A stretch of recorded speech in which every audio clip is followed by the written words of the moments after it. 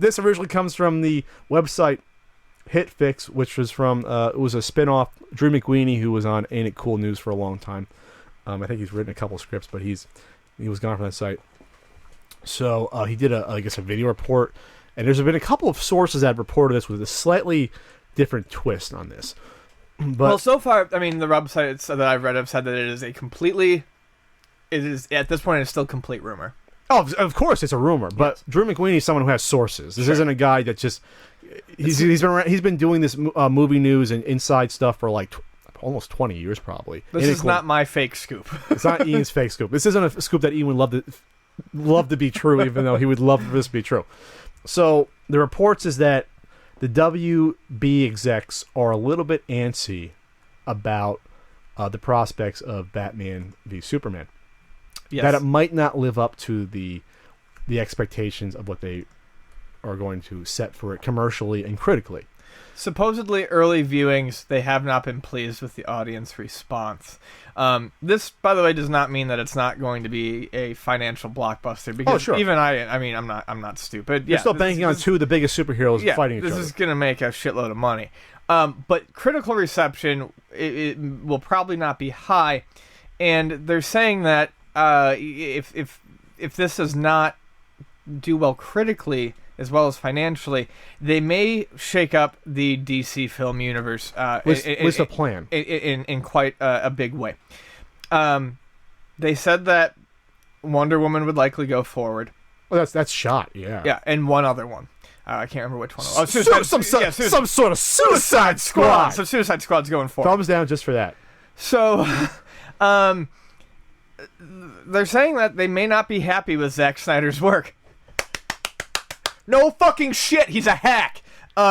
Anyway, they would perhaps change directors. And what they're thinking is they would they're saying that this may not be the launching point they want for the Justice League movie. What would happen is the Justice League movie would get pushed back, and you would get a solo Batman movie with Ben Affleck and a different director. In its place. Because Batman does blockbuster sales and generally gets critical reception. So right now, already Justice League Part 1, folks, is scheduled for November 2017, which means they got to start shooting that within a few months. Yeah. To make that, most likely. Especially with the big-time lead-ins for, like, Batman v Superman, which we already said, folks, has been shot for, like, 2 years. Yeah. So, I mean, they really have to get on this stuff.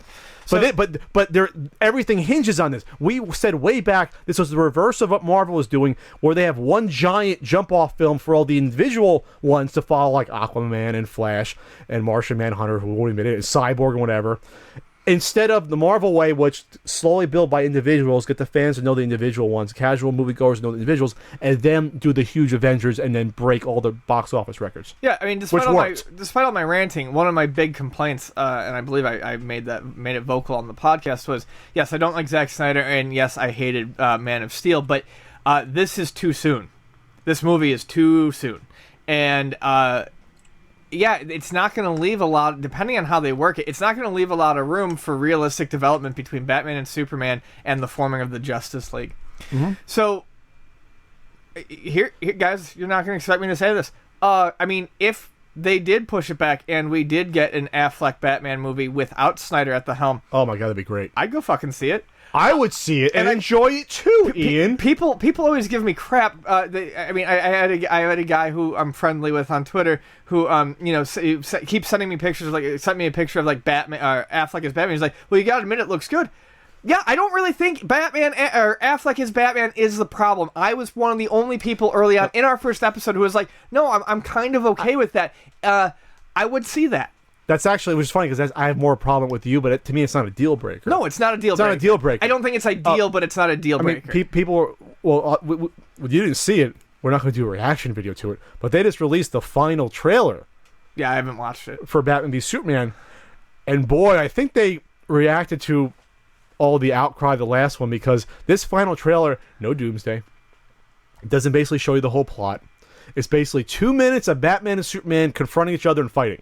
For 2 minutes with like the rockin' soundtrack and really no revelation of where the plot's going to go after they fight each other. But then you're blowing your load. I mean, that's what people are going to see. Which shows that there could be some credence to these reports that they might be concerned. Yeah.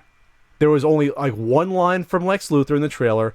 You see Wonder Woman go ah with her shield and sword and fly towards the CG danger, and you see Batman and Superman fight each other, and you have Alfred talking to Bruce more. And then one of the strange lines, which I guess is going to be the serious part of the movie, like, oh, is this going to be like parallel to fighting terrorism? Batman says to Alfred, if there's even a 1% chance that Superman is our enemy, we have to act like he is.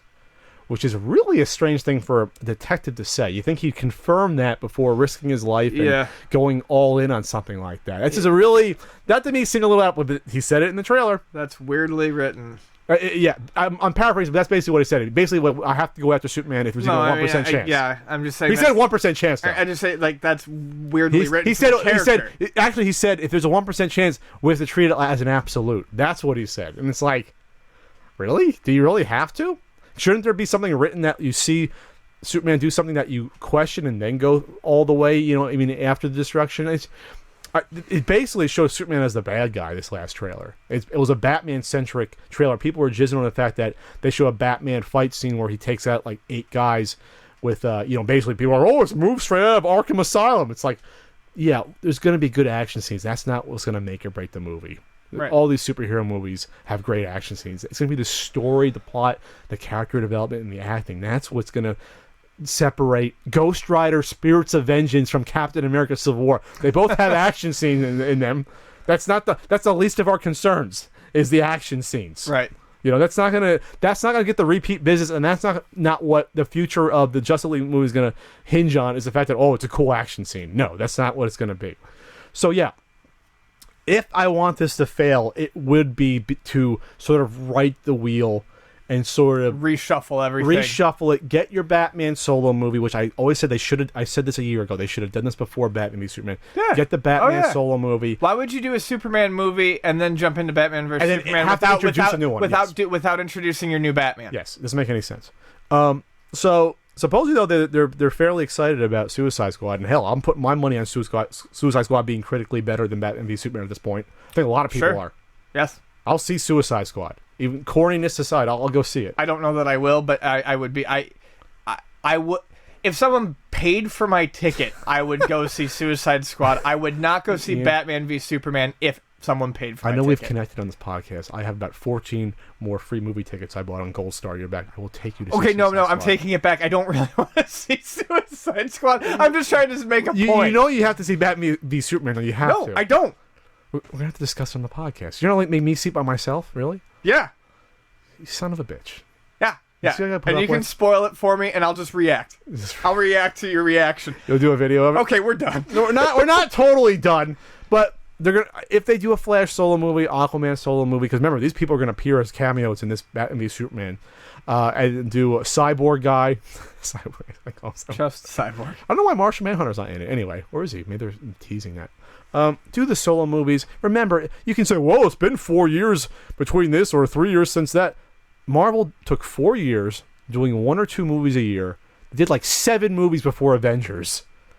They didn't do one and then do one more, and then we were setting up the Justice League. You know what I mean? Like, they did all the individual ones. They had their little Nick Fury, little after credit scenes. Solo Superman movie.